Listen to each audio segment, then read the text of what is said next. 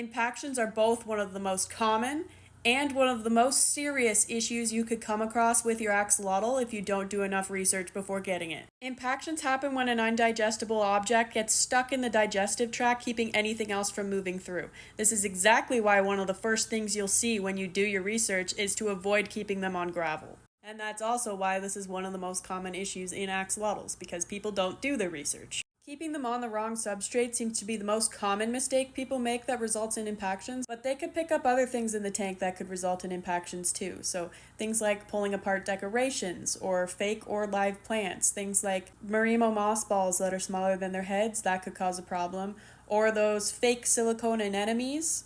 They think those are worms. Be careful of those, guys. Snails can be a risk too. Small or large, their shells are going to build up in there. Also, be careful of suction cups. And I shouldn't need to say this, but I know a lot of you are still feeding your axolotls crickets for some reason. Bugs with exoskeletons will also build up inside of them. The most common symptoms that could indicate that your axolotl is dealing with an impaction would include a loss of appetite, floating, weird body posture, regurgitating food, no poops for a week or more. They might be lethargic, and they might also have a swollen abdomen. Keep in mind that the list of symptoms I mentioned could cross over to many other axolotl issues, but in general, if your list of symptoms includes floating and you haven't seen any poops within a week, you most likely are dealing with an impaction. But if you've caught it early on and you suspect that your axolotl might be on the border in between constipation and impaction and hasn't lost its appetite yet and isn't lethargic, there are a couple things that we can try to move things through before you resort to a vet. First, it'll be easier to keep an eye on if they're pooping or not by moving them into a tub instead of your tank. If you need help on tubbing an axolotl, I've got a video on that. And for a few days to a week, once a day, you're going to try offering that axolotl either raw salmon without the skin on it or raw shrimp without the shells on it.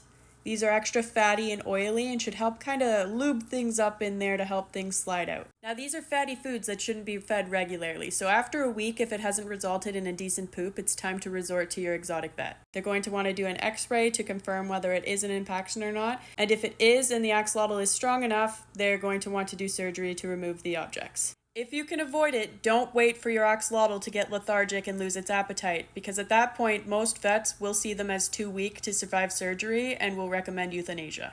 Now, I already made a video on this, but I should warn you on the crap that AI will suggest on this topic because, wow.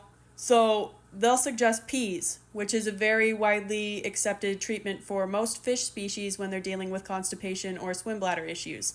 This is not suggested for axolotls, considering axolotls are carnivores and do not have a swim bladder. AI will also recommend feeding your axolotl aloe vera gel to help things slide through, despite aloe being toxic to axolotls, which is why Seachem Prime is one of the only water conditioners recommended for use with axolotls, considering most aquarium water conditioners contain aloe and will cause your axolotl's skin to flake off.